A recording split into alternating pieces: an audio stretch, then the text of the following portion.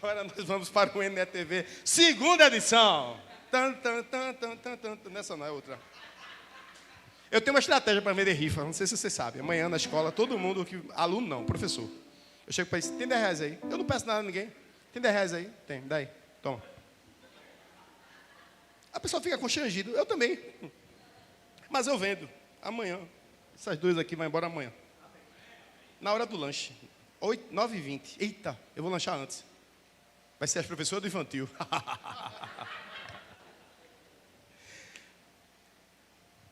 Eu abro essas caixinhas no Instagram e as pessoas fazem perguntas. E uma delas foi, qual era a cobertura da nossa igreja? O Espírito Santo. Pastora Cléo, que me cobre. Eu estou com frio. Pastor Cássio, Pastor Jeane, Pastor Ricardo, Pastor Eurídice, Pastor Elian, Pastor Gabriel, Pastora Marta.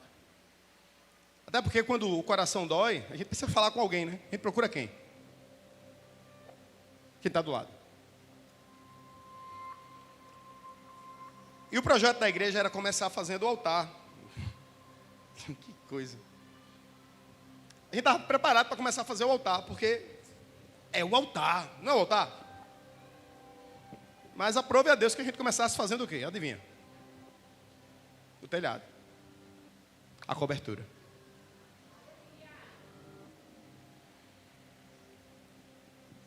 Quinta-feira, sexta-feira, começou a se cuidar do telhado do lugar para onde nós vamos. Até sexta-feira eu chamava aquele lugar de galpão. Sábado, eu estava indo para lá cedo, Cléo disse, está indo para onde? Para a igreja. E a perspectiva é que até quarta-feira, o telhado da igreja seja revisado, a parte onde nós vamos começar, e a parte onde vai ser terminada, ela vai dar início. Assim que terminarmos a parte onde nós vamos começar a cultuar, nós vamos construir o altar. E a sala das crianças. Nossas crianças estão há um pouco mais de um mês cultuando em um lugar com ventiladores, porque todas as nossas tentativas de climatizar a sala das crianças foram frustradas devido à estrutura do lugar. Mas lá eu já sei onde o ar-condicionado vai ficar. Lá eu já sei onde é que as crianças vão ficar inicialmente. Porque o primeiro passo é entrar. O segundo passo é melhorar. Tem uma trend no Instagram, né? Primeiro você começa, depois você melhora. Mas nós vamos começar muito bem. Então amanhã eu tenho rifa para vender. E telhado para ver sendo terminado. Eu sei que vocês estão orando. Eu sei que nós estamos unidos em oração. O desafio humano, ele é muito pequeno. Porque sobre nós existe uma palavra, a palavra de Deus. E quem está debaixo da palavra de Deus, vive o propósito. Queria que você ficasse em pé. Nós vamos orar pela vida do pastor Cássio, que vai trazer a palavra na noite de hoje. Espírito Santo de Deus, aqui está o teu filho, e sei que ele é instrumento da tua graça. Usa-o mais uma vez, para a honra e glória do teu santo nome. Com poder, com autoridade, com ousadia. Cremos que não sairemos daqui da maneira que entramos. Sairemos transformados, renovados e ainda mais impulsionados naquilo que tu tens para nós. É o que eu te peço, te agradeço em nome de Jesus. Aleluia. Antes da gente tocar um louvorzinho, uma adoração, se você quiser estar aqui essa noite, quer pegar um tablete desse de rifa, cada tabletinho desse tem 10 rifas. É tudo para o prol do rei. A pessoa que nos doou essas 2 diárias, essa pessoa faz parte até da nossa igreja, mas ela pediu mais para não se revelar. Mas ela doou as 2 diárias com muito amor e carinho desse hotel, desse flat. E a gente quer, hoje a gente está ali com 300 rifas. Tem 30 pacotinhos de 10, tem 30 tabletes de 10 rifas.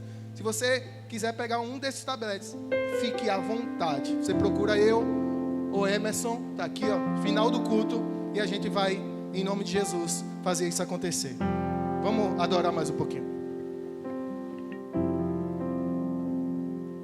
Meu orgulho me tirou do jardim,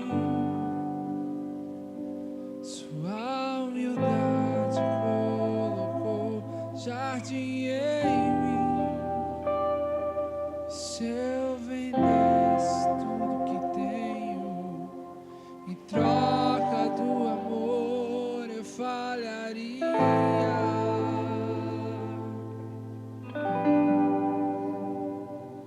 Pois o amor não se compra, nem se merece o amor.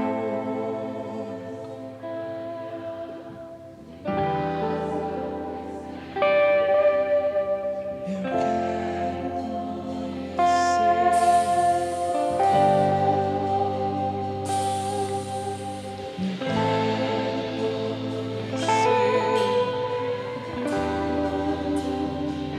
Ser achado nele, eu quero conhecer.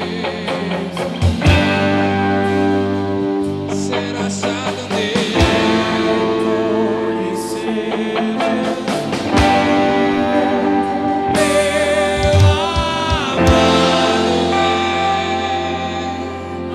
mais belo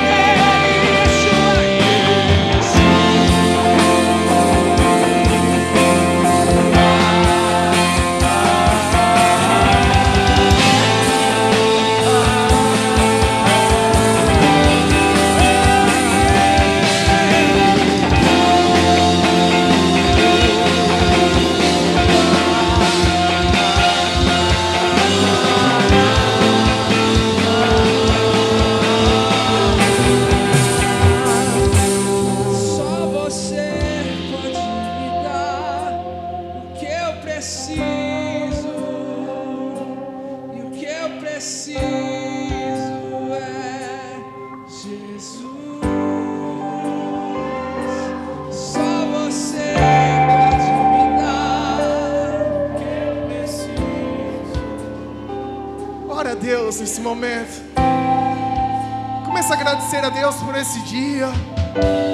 Começa a agradecer. Começa a dizer palavras lindas para o Senhor nesse momento. O que Jesus é para você? O que Jesus é para você? Diz palavras belas para Jesus. Te amamos, Jesus.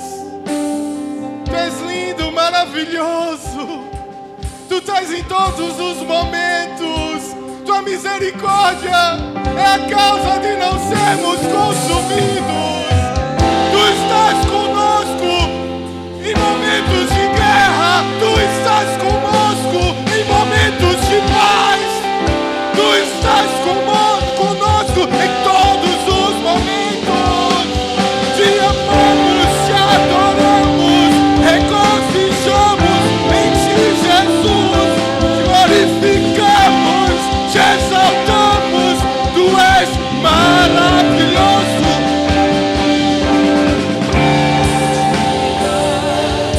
Eu preciso.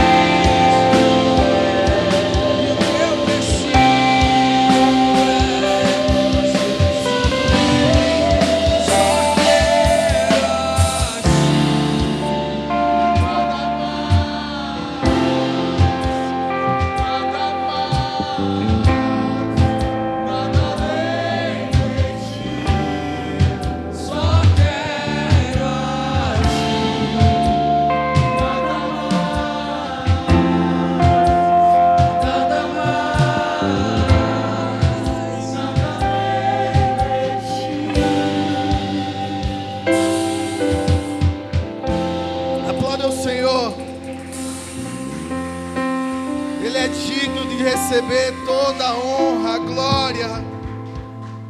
Ele é majestoso. Senta no teu lugar.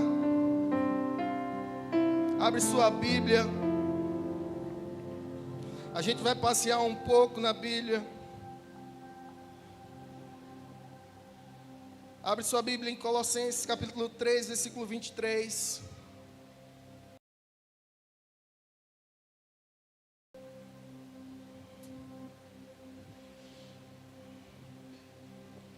Aleluia. O tema da mensagem dessa tarde e noite, esse primeiro culto é: viva com propósito. Diga para o seu irmão do lado aí, sua irmã, seu esposo, sua esposa, enfim, diga: viva com propósito. Em Colossenses capítulo 3, versículo 23 diz: tudo que fizerem, faça de todo o coração, como para o Senhor e não para os homens. Aleluia. Tem um livro que eu aconselho muito a quem quiser, fora a Bíblia, claro. A Bíblia é o nosso manual de vida. Mas tem um livro que a gente tem em casa. Só Davi que não leu ainda. Mas ele escuta muito dos nossos aprendizados. Tem nesse livro. É Uma Vida com Propósito, de Rick Warren. E esse livro é muito bacana, é muito bom. Para você ler sua Bíblia e quiser meditar nele, um dia ou outro você medita nesse livro também. Amém? E essa mensagem de hoje é baseada em tópicos que tem nesse livro.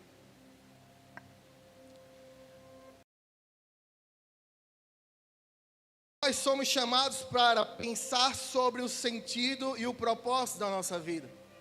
Como nós estamos vivendo, por que nós estamos aqui, para onde nós iremos, qual o sentido da nossa vida aqui na terra. Por que você está aqui? Por que você tem uma família? Por que você ainda não tem? Por que você deseja ter? Por que você tem esse emprego que você tem? Por que você deseja ter aquele emprego? Por que você deseja passar naquela faculdade? Por que você deseja passar naquele concurso? Por que você necessita tanto que sua empresa dê certo? Qual o propósito de tudo isso na vida? Em Provérbios capítulo 16, versículo 4 diz: o Senhor faz tudo com um propósito. Nós fomos feitos à imagem e semelhança de Deus, diz a palavra. O Deus, quando foi fazer o homem, diz: façamos o homem conforme a nossa imagem e a nossa semelhança. Que ele domine sobre as aves, sobre os répteis, sobre os peixes. Deus nos fez conforme a sua imagem e a sua semelhança para viver um propósito aqui na terra. Amém? Todos os passos da sua vida é para o propósito de Deus. Seja um namoro, seja um casamento, seja um trabalho, seja ministerialmente falando, seja a igreja. A sua vida tem um propósito genuíno do Senhor. Ah, mas quando a gente pessoas começam a namorar, aí vai casar, deseja se casar. Qual é o sentido de você se casar? Por que você quer se casar? Ah, eu quero casar porque eu quero ter um companheiro para dormir junto. Eu quero casar porque eu quero ter relacionamento sexual. Eu quero casar porque eu quero sair da casa dos meus pais. Qual é o sentido do casamento na sua vida? O sentido de unir duas pessoas é unir propósitos. Não é unir para um eventual sexo. Não é unir para um desejo de ter filhos. A união de um casamento é para união de propósitos. Se a gente para entender que tudo na nossa vida, se a gente quer passar num concurso, se quer passar numa faculdade, se você é médico, se você é advogado, se você é músico, se você é qualquer outra coisa, se você é empresário, entenda uma coisa: tudo que você faz na sua vida tem um propósito. E não tem a ver com recurso esse propósito. Tem a ver com cuidar de pessoas. Tem a ver com viver aquilo que Jesus quer que a gente viva. Amém? Só o propósito de Deus traz realização para a sua e para a minha vida. Muitas das vezes a gente pensa que o dinheiro vai trazer realizações. Se você quiser apagar a luz, pode apagar. Tem outros textos, o pessoal vai me acompanhar aqui. Muitas das vezes a gente vai pensar que dinheiro traz realizações na nossa vida. Mas a gente vê tantas pessoas com muito dinheiro e infelizes. Por quê? Porque o que traz realização na nossa vida é o cumprimento do propósito de Deus em nós. Você só vai se sentir realizado, realizada, quando o propósito de Deus se cumprir na sua vida.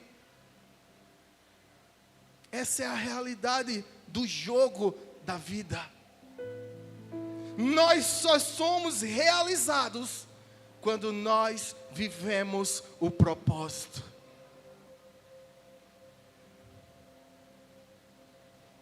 Uma frase que eu peguei nesse livro foi: o pior da vida não é a morte, é uma vida sem propósito. Por que nós estamos aqui? Por que nós trabalhamos? Quem trabalha? Qual é o intuito? Qual é o propósito? O pior da vida não é a morte, é uma vida sem propósito. Porque o cristão, ele não verá a morte. Porque aquele que está em Cristo, Jesus vai estar conosco. Essa carne, ela vai ficar aqui, mas o Espírito, com Cristo, ele não morre.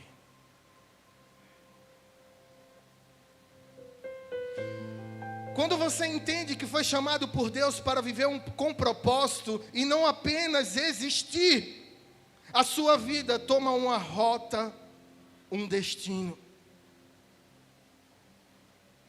No mundo hoje eu fui pesquisar, nós temos 8,4, 8,3 bilhões de pessoas já. Sabe quantos cristãos tem nesse IBGE do Google? 2,4 bilhões de pessoas se dizem cristãos. Só que desse 2,4 bilhões de pessoas, vários apenas dizem ser. Vários apenas dizem: eu sou crente, eu sou cristão, eu acredito em Jesus. Mas não vive o propósito que Ele designou para a nossa vida. Você é um cristão que entendeu o propósito, dá uma glória a Deus. Você é um cristão que entendeu o propósito. Isso é maravilhoso. Então viva segundo esse propósito que Deus separou para você. E não de qualquer maneira. Tem tanta gente aí fora. Como diz, esses 2,4 bilhões. Se a gente colocar em porcentagem, não sou muito bom de cálculo de cabeça, mas seria aproximadamente aqui 30%. E o mundo está desse jeito, com guerras, com fome, com miséria, com roubos, com assassinatos. Qual é o intuito da nossa vida?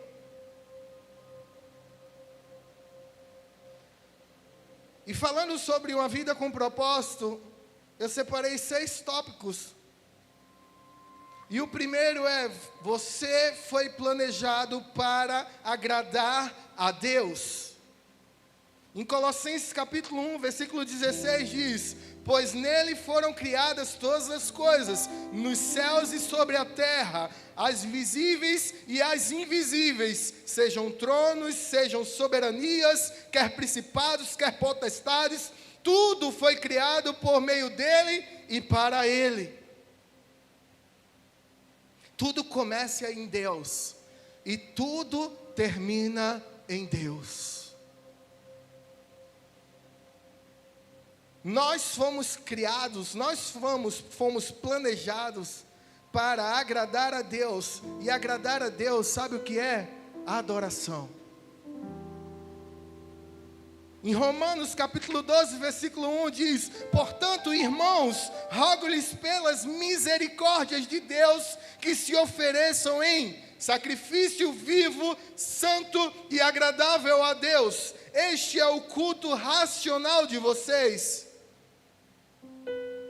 Tudo que você faz racionalmente, você está em adoração a Deus. Essa câmera que ela acabou de colocar na mão e mexer, ela está adorando a Deus. Esse botão que eles estão apertando para colocar os textos bíblicos aqui atrás, ele está adorando a Deus. Aquele rapaz que está lá fora, olhando os carros, colocando cone, tirando cone, ele está adorando a Deus. Aquela pessoa que está no seu trabalho agora, não pode vir para um culto, ele está adorando a Deus. Tudo que nós estamos fazendo aqui na terra, seja num culto, ou seja em qualquer lugar que nós estivermos, estamos adorando a Deus. Essa última foi uma pergunta. Nós estamos realmente adorando a Deus? Nas rodas de conversa, nós estamos adorando a Deus. No trabalho, nós estamos adorando a Deus. Na escola, você está adorando a Deus. Na faculdade, você está adorando a Deus. Como nós nos comportamos nessa sociedade é uma adoração a Deus. Agora, qual é a adoração que nós estamos entregando a Ele? Aí é onde fica o jogo de verdade. Porque adorar a Deus num louvor desse maravilhoso, um canta mais bonito do que o outro. Se fosse eu cantando era outra história. Mas essa galera cantando aqui, meu Deus do céu, essa galera do céu, se fosse eu era outra história. É fácil estar adorando a Deus com essa galera cantando. Mas adorar a Deus, quando o cara dá um fecha no seu carro, como é? Adorar a Deus quando alguém pega e dá uma ré, encosta no seu carro está no estacionamento, você olha assim quando chega e diz: ó para aí, alguém bateu no meu carro? Ou você simplesmente pega e: isso não existe! Quero meus direitos! Como é que nós temos adorado a Deus? Em João capítulo 4, versículo 23 diz: no entanto, está chegando a hora, e de fato já chegou, em que os verdadeiros adoradores adorarão o Pai em espírito e em verdade. São esses os adoradores que o Pai procura. Como é que nós estamos adorando? Em espírito e em verdade?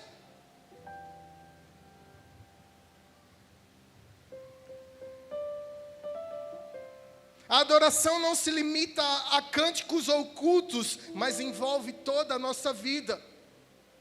Como nós estamos reagindo em casa? Como nós estamos reagindo lá na frente, lá fora? Isso é viver com propósito.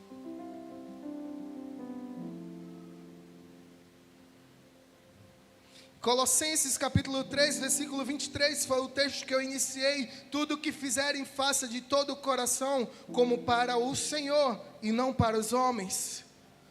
O principal propósito da nossa vida é glorificar a Deus. Tudo que nós fazemos, seja honrar um irmão nosso, seja dizer um obrigado, nós estamos agradecendo a Deus. Nós estamos fazendo como para o Senhor e não para os homens. Tudo que fazemos, o que fazemos pode ser uma forma de adoração, se feito com a intenção de honrar a Deus. Situações na nossa vida vão acontecer, problemas de lugares que você vai estar em picos de estresse, lugares que você vai estar em momento que a carne vai querer falar mais alto. Teve uma situação ontem, eu acho, que chegou um rapaz lá na nossa loja, que ele estava daquele jeito. E eu não admito uma pessoa que chega no lugar de alguém e alterado. Aí eu peguei e eu disse, meu Deus, vamos lá, o que é que o Senhor quer me ensinar? A frase que está na minha mente em todos os momentos agora é, o que é que o Senhor quer me ensinar? Em todos os momentos da minha vida agora, é a frase primeira, o que o Senhor quer me ensinar? E fui tentado. Aí eu disse, meu Deus. Chegou um momento que eu peguei e disse, por favor, se retire da minha loja. Dessa maneira, por favor, se retire. Eu tenho que sair da sua loja. Eu disse, tem. Aí ele saiu da loja, foi embora. Mas em todos os momentos da nossa vida, todos os lugares na nossa vida, vai haver pessoas, coisas que vão querer tirar o propósito de Deus daquele momento, daquele lugar, daquele ambiente. E nós temos que entender como vamos reagir em respeito de causas e situações. Para quem conhece Cássio, anos atrás, minha esposa conhece.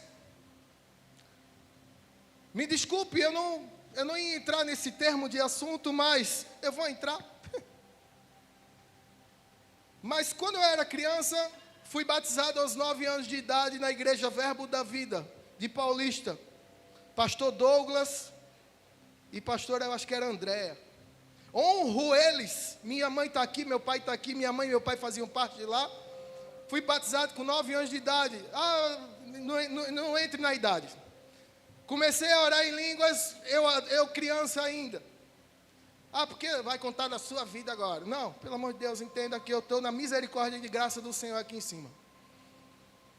Aí quando foi, um tempo depois me desviei do caminho do Senhor. Lembro uma vez que minha mãe disse, Deus vai te encontrar nesse mundo. Eu disse, amém, mãe. Daquele jeitinho. Deus pega e encontra Cássio, Paulo e o colega que estava com eles no mundo. Só faltei morrer, mas Satanás não tocou em um fio de cabelo meu. Aí o que acontece? Tempos depois conheço essa minha esposa, minha namorada, que casamos, nem noivamos, nós já pulamos o fluxo e casamos direto. Casamos e ela fazia parte da igreja do Nazareno em Maranguapium e eu fazia parte do Verbo da Vida. E nós honramos cada um desses pastores. O que é que acontece? A gente decidiu ir para a Igreja Batista do Amor. Fomos para a Igreja Batista do Amor. Glória a Deus. Servimos, começamos a entender naquele lugar o que era servir, o que era cuidar, o que era se apaixonar por pessoas. Nos apaixonamos por pessoas e fomos cuidando de pessoas. Fomos consagrados em certo tempo a diáconos. Quando nós fomos ser consagrados a diácono na igreja, pessoas se levantaram contra nós. O que é que nós fizemos? nós vamos para trás e fomos embora. Não, nós continuamos, nós prosseguimos. Quando a gente foi ser consagrado a pastor, lá naquela igreja, pessoas se revoltaram contra nós. O que é que nós fizemos? Nós fomos para trás, nós voltamos? Não, nós prosseguimos. Nós fomos consagrados a pastores pela misericórdia do Senhor. Eu não queria, coloco entre parênteses isso, eu não queria. Minha esposa sabia muito bem disso, porque eu amava servir pessoas. O primeiro ministério que eu participei na igreja foi como o Hope, cuidando dos carros, com um radinho aqui e falando com as pessoas, falando com os irmãos que estavam servindo conosco. E eu não era líder do ministério não, viu? Eu era apenas uma pessoa que estava ali seguindo o seu propósito, vivendo aquilo que Deus preparou para ele. Continuando, fomos consagrados a pastores, glória a Deus, e começamos a entrar, aprofundar. Antes de ser consagrado a pastor, nos aprofundamos em células, em PGs, em pequenos grupos. Nos apaixonamos por essa visão e prosseguimos, porque vidas estavam sendo salvas, vidas estavam sendo bem cuidadas, através daquilo que Deus foi nos ensinando, que era cuidar de pessoas. O nosso maior propósito de vida é cuidar de pessoas. E nós continuamos, você vai entender porque eu estou falando da minha vida. Porque nada é melhor do que você ter um testemunho ocular de vida para outras pessoas. E chegou o momento que a gente foi negado, a gente foi rejeitado, a palavra é essa, por conta de situações que não vêm ao caso, que eu fui falar, aconteceu isso e nós fomos rejeitados. E Deus falou literalmente conosco, aqui não é mais o nosso lugar, a gente vai e sai na bênção do Senhor, viu? O pastor orou por nós, agradeço pelo pastor Arthur, pela pastora Thalita, Deus abençoe cada um deles, Deus abençoe o ministério deles. Aí o que acontece? Nós saímos, e quando nós saímos, o que a gente pensa? O que Satanás joga? Eu acho que acabou. Aí minha esposa diz, eu nasci como Jeane, eu entrei lá como Jeane, eu saio como Jeane. Aí Deus usa um vaso. Aí Deus usa um homem e diz, eu quem te coloquei, eu quem te ordenei, blá, blá, blá, blá, blá, blá, blá, blá. Aí a gente chega aqui, e aí a gente continua. Por quê? Porque tudo o que nós vivamos, tudo o que nós façamos para a glória de Deus. Quando o pastor começou a cantar aquele louvor, não preciso ser reconhecido por ninguém, a minha glória é fazer com que conheçam a Ti, que diminua eu, para que Tu cresças, Senhor, mais e mais. Veio essa faixa de vida em mim. E eu ia falar sobre propósito. E eu ia falar sobre aquilo que eu aprendi, o que é evangelho. Evangelho é eu falar de Jesus, é eu se apaixonar por Jesus, é eu amar Jesus, é eu entregar a minha vida e a minha causa ser Jesus. Não tem a ver com mais nenhuma outra coisa. A principal coisa do evangelho é viver a causa de Cristo. Aquele que quiser vir após mim, o que é que diz a palavra? Negue-se a si mesmo, tome a cada dia a sua cruz.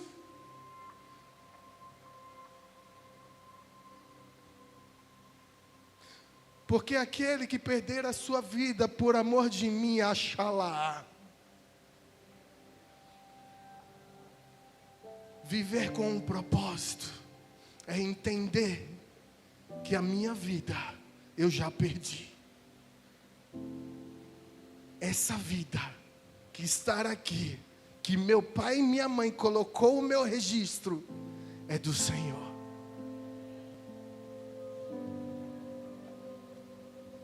Você foi feito para a família de Deus. Em Efésios capítulo 2, versículo 19 diz: portanto, vocês já não são estrangeiros nem forasteiros, mas concidadãos dos santos e membros da família de Deus. Deus criou cada pessoa para fazer parte de sua família. Isso é uma honra para pessoas que não mereciam. Nós não merecemos. Ou você acha que merece? Porque eu tenho certeza que eu não mereço. Mas Deus escreveu: vocês já não são estrangeiros e nem forasteiros, mas, porém, todavia, contudo, concidadãos dos santos e membros da família de Deus. Que honra!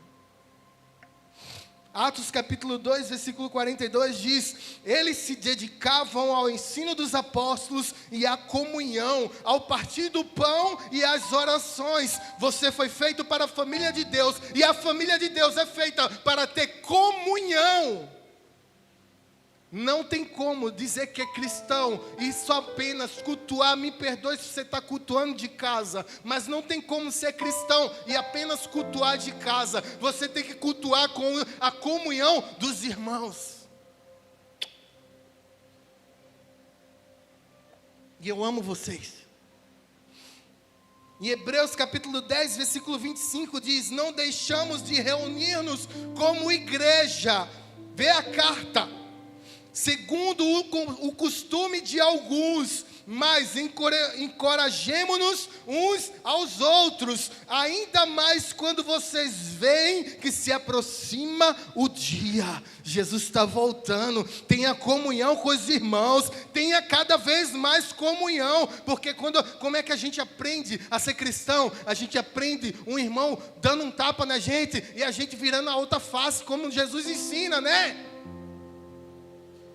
A gente aprende quando a gente leva uma punhalada, eu vou dizer punhalada não, porque essa é muito forte. A gente aprende quando a gente leva um outro tapa, a gente leva um grito e a gente simplesmente prossegue.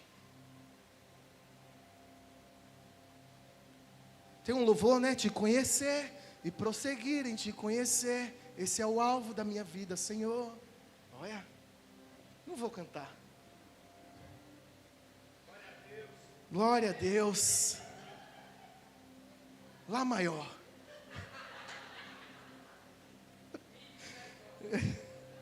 É, Lucas, vai chegar seu dia, viu? Glória a Deus. E estar na comunhão com os irmãos é uma adoração a Deus. É viver o propósito de Deus. O amor e a união entre os filhos de Deus são essenciais para o crescimento espiritual. Não tem como você crescer espiritualmente apenas você pegando o seu livro e lendo. Você vai entender a palavra, mas para viver a palavra é duas distâncias.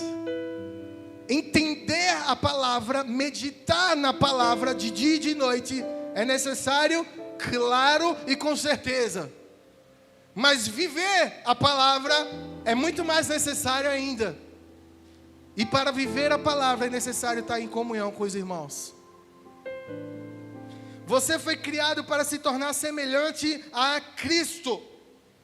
E para ser semelhante a Cristo, isso se chama discipulado. Romanos capítulo 8, versículo 29 diz: pois aqueles que de antemão conheceu, também os predestinou para serem conforme a imagem do seu Filho, a fim de que ele seja o primogênito entre muitos irmãos. O crescimento espiritual consiste em se tornar cada vez mais parecido com Jesus. E para se parecer com Jesus, o que é necessário? É necessário viver o propósito. E viver o propósito é estar em comunhão. Viver o propósito é criar relacionamentos. E não é criar relacionamentos por interesse, não, viu? É criar relacionamento por amar. Porque se Jesus fosse por interesse, todos nós aqui, um ou outro se salvava. Eu era o primeiro a estar no abismo. Né, pastor Ricardo? Em 2 Coríntios capítulo 3, versículo 18 diz: e todos nós com o rosto descoberto, contemplamos a glória do Senhor, e estamos sendo transformados à sua própria imagem, com a glória cada vez maior, a qual vem do Senhor, que é o Espírito. A glória cada vez maior, a qual vem do Senhor, que é Espírito. Eu vou repetir de novo, porque às vezes a gente fica achando que a glória é nossa. Com a glória cada vez maior, do qual vem do Senhor, que é o Espírito. Porque muitas vezes a gente pensa, começa o burro a entrar na frente dos bois, a carroça está na frente dos bois. Meu irmão, entenda uma coisa: você é a carroça, eu sou a carroça. Jesus é quem vai na frente. Jesus é que toma o controle. Jesus é quem manda. A gente apenas obedece. Manda quem pode, obedece quem tem juízo. Isso, se fosse um texto bíblico de Cássio, seria Cássio capítulo 1, versículo 1. Manda, Jesus, que o Senhor pode, e eu te obedeço porque eu tenho juízo.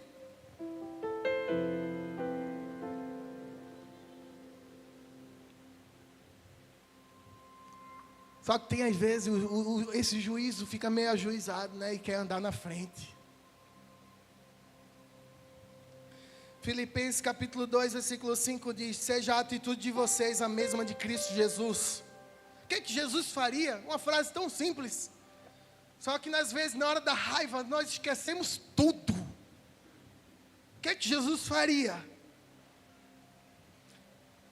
A Bíblia e o Espírito Santo são ferramentas para essa transformação. Você é transformado através da palavra de Deus e da presença do Espírito Santo do Senhor, que quando você entregou sua vida a Jesus, Ele paira sobre você, Ele está em você. Você foi moldado para servir a Deus. 1 Pedro, capítulo 4, versículo 10 diz: cada um exerce o dom que recebeu para servir uns aos outros, administrando fielmente a graça de Deus em suas várias formas. Efésios capítulo 2, versículo 10 diz: porque somos criação de Deus, realizada em Cristo Jesus, para fazermos boas obras, os quais Deus preparou antes para nós as praticarmos. Fui eu que fiz, tá bom, Cássio, foi tu mesmo que fez, vai nessa. O texto diz que as quais Deus preparou antes para nós as praticarmos. Entenda uma coisa: você não é a bolacha do pacote. Jesus é o dono de tudo. Quando você estava no ventre, quando eu estava no ventre da minha mamãe, que ela está aqui, ali no cantinho, Jesus, Ele já tinha escrito tudo. Os testes que você está passando,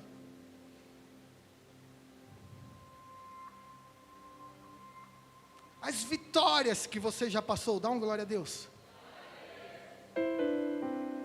Já estava tudo escrito. E as derrotas, pastor?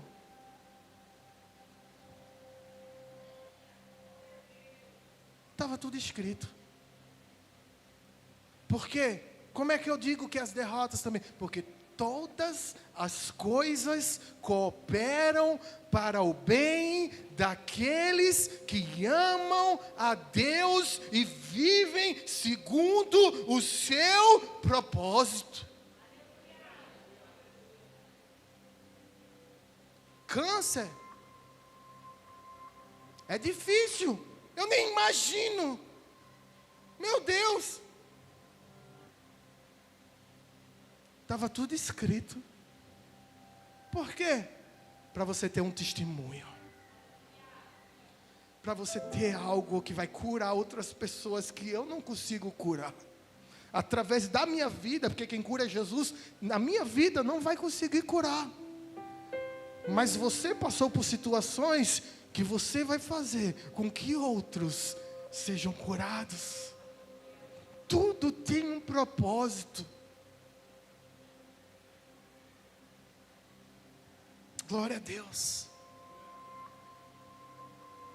Marcos capítulo 10, versículo 45 diz: pois nem mesmo o Filho do Homem veio para ser servido, mas para servir e dar a sua vida em resgate por muitos. Encontrar o ministério certo significa usar suas habilidades para cumprir o chamado de Deus. Você foi feito para uma missão. Missão tem a ver com evangelismo. Mateus capítulo 28, versículo 19 e 20. Eu amo esse texto.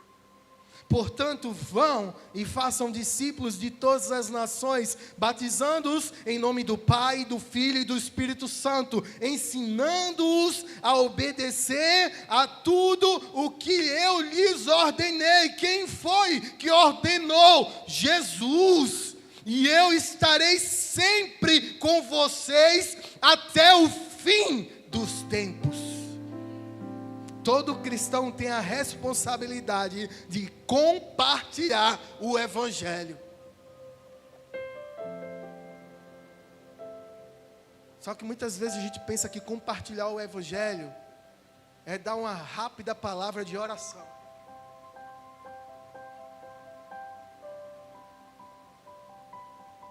Muitas vezes a gente pensa que compartilhar o Evangelho é subir aqui.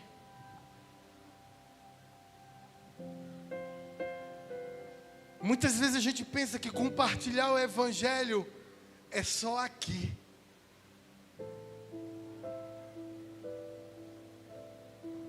Aqui eu podia estar mentindo para vocês. Posso ou não podia? Podia ou não podia? Diga, pode dizer, igreja. Sim. Eu podia estar vivendo uma vida toda errônea e estar pregando para vocês. Podia ou não podia, igreja?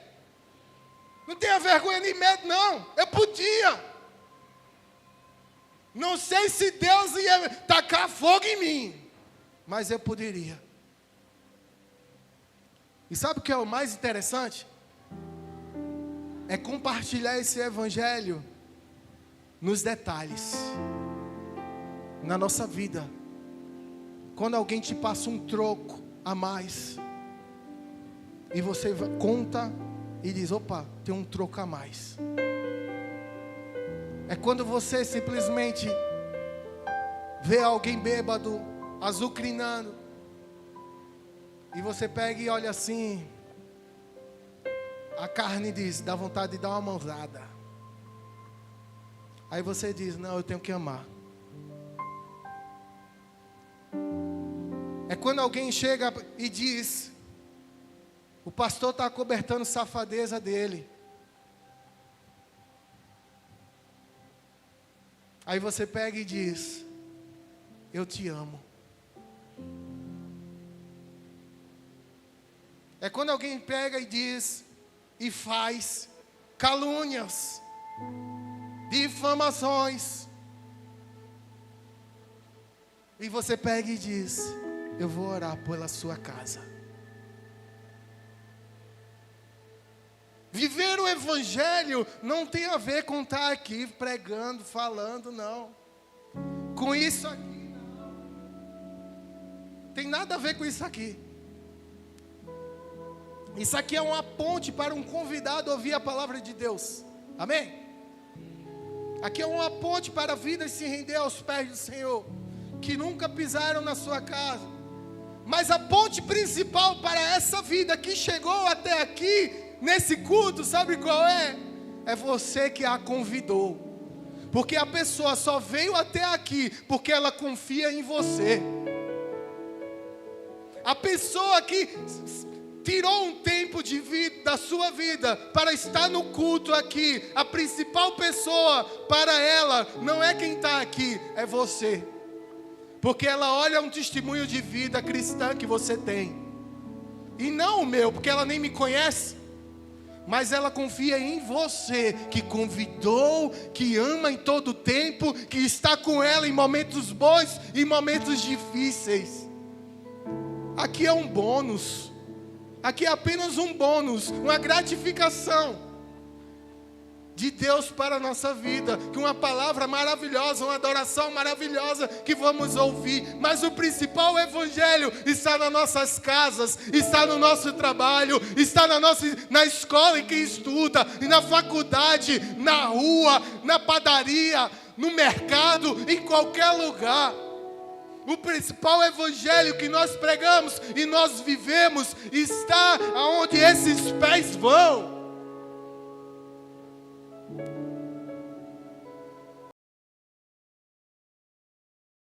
Trouxe hoje, vai te agradecer por ter vindo. Não por conta do culto, mas por conta de você ter acreditado e trazido ela até aqui. Em Atos capítulo 1, versículo 8 diz: mas receberão poder quando o Espírito Santo descer sobre vocês, e serão minhas testemunhas em Jerusalém, em toda a Judeia e Samaria e até os confins da terra. Muitas vezes a gente lê esse texto e pega a parte do poder, é bênção, oxe, é glória, é maravilha, mas vê a autoridade que Deus dá e o compromisso que Ele coloca em você. E sereis minhas testemunhas. Para ter o poder de Deus, tem que ser testemunha dEle. Até os confins da terra. Cada pessoa tem um papel no plano global de Deus para essa humanidade. Evangelho pregado genuinamente tem transformação de vida, tem mudança de caráter, tem vida nova. Outros ensinamentos e vários ensinamentos descritos por Jesus. Nesse livro, nessa Bíblia, que faz com que o nosso caráter seja moldado, seja transformado, aquilo que é ruim seja aniquilado. Não tem como transformar caráter? Tem sim, Jesus transforma. Não tem remédio no mundo que transforme caráter, só um, Jesus Cristo.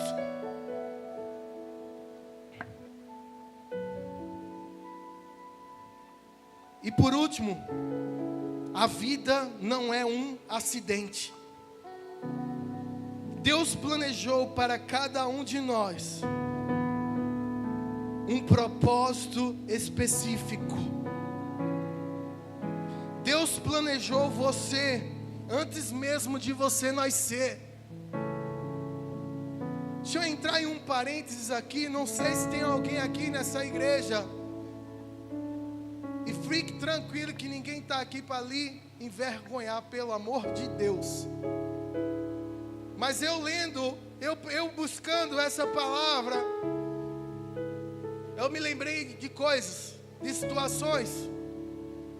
Talvez sua mãe quis te abortar, ou seu pai quis e sua mãe não deixou.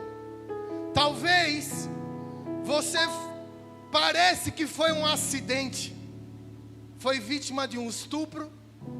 Talvez você é filho de uma mãe que o pai você não conhece. Talvez você não era para estar aqui segundo fontes dessa terra que lhe disseram. Mas deixa eu te dizer uma coisa. Jesus, o Rei dos Reis, filho de Davi.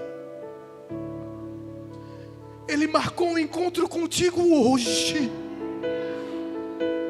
E Ele te diz: Foi eu que cuidei de você. Eu te escolhi. Não foi ninguém que precisava te aniquilar. Eu preparei essa vida para você.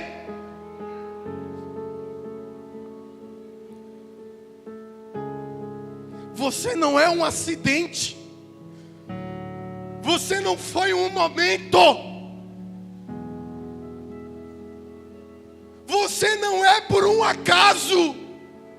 Você é um filho e uma filha de Deus, amado, protegido, com um propósito gigantesco nessa terra para salvar muitos, com um chamado imenso. Essa é uma noite de cura na sua vida. Deus te planejou antes de você nascer. Deus escreveu o teu destino, a tua vida antes no ventre da tua mãe. Sabe o que ia acontecer comigo, pastor? Eu não sei, mas Jesus sabe. Jesus conhece todos os detalhes.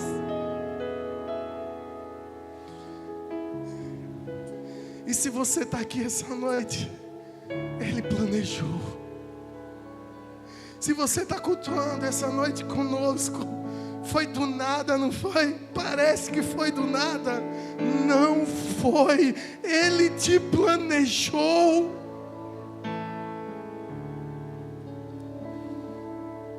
Em Salmos capítulo 139, versículo 13 e o 16: Tu criaste o íntimo do meu ser e me teceste no ventre da minha mãe. Os teus olhos viram o meu embrião.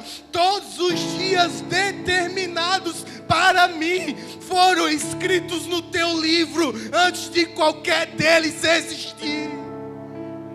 Para não ficar em palavras de Cássio, Salmos 139.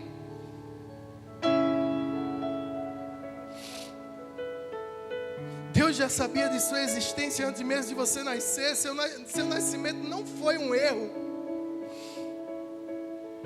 Talvez você passou anos e anos. Talvez você já é adulto.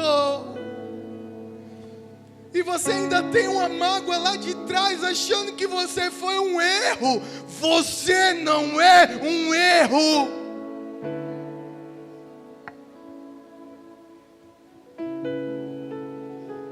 Mesmo que tenham ocorrido circunstâncias difíceis, Deus escolheu sua família, sua aparência e as suas habilidades para cumprir o propósito.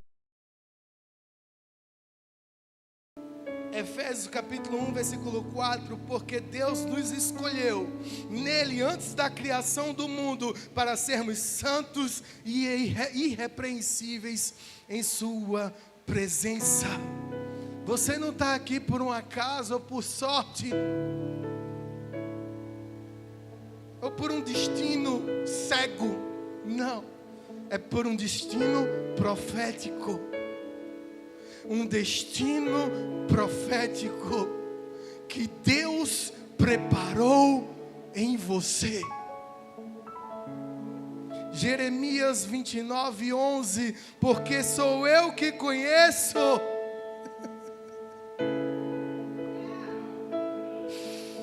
os planos que tenho para você, diz o Senhor, planos de fazê-los prosperar e não lhes causar dano, planos de dar fruto, de dar a vocês esperança e um futuro. Mesmo que você não entenda completamente o seu propósito agora, Deus já preparou um caminho para você. E Ele já trilhou esse caminho antes de você trilhar.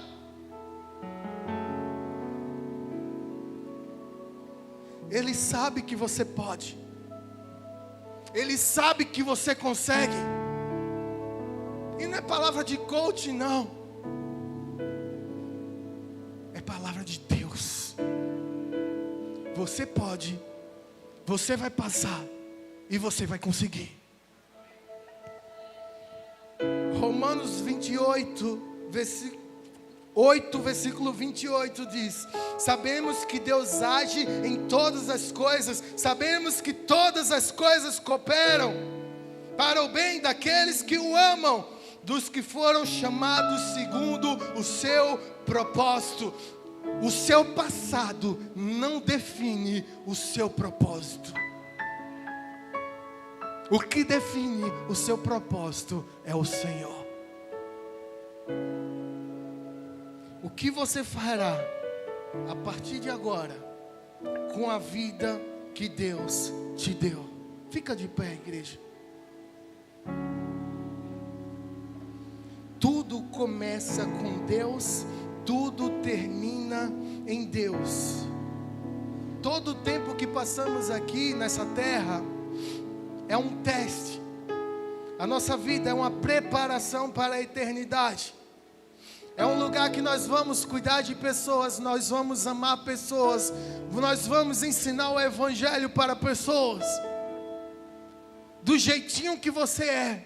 Não precisa você ser igual a ninguém, apenas a Cristo. E Cristo te criou conforme imagem e semelhança dele. Então fica tranquilo, você não precisa imitar pastor Leandro, muito menos me imitar. Você precisa viver da maneira que Cristo quer que você viva, porém na personalidade que você tem, no caráter de Jesus, através da sua vida. E você vai viver o propósito de Deus aqui nessa terra. Tudo na minha vida é para o meu crescimento. E tem uma crise, se tem uma crise, eu vou atravessar. Se tem um obstáculo, eu vou passar. Se tem dificuldades, vai sair.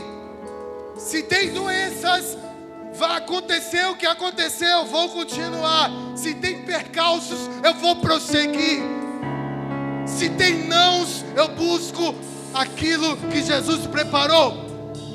Eu só não posso desistir. Você não pode desistir. Atravesse aquilo que Jesus proporcionou para você, esse propósito de vida. Yeshua,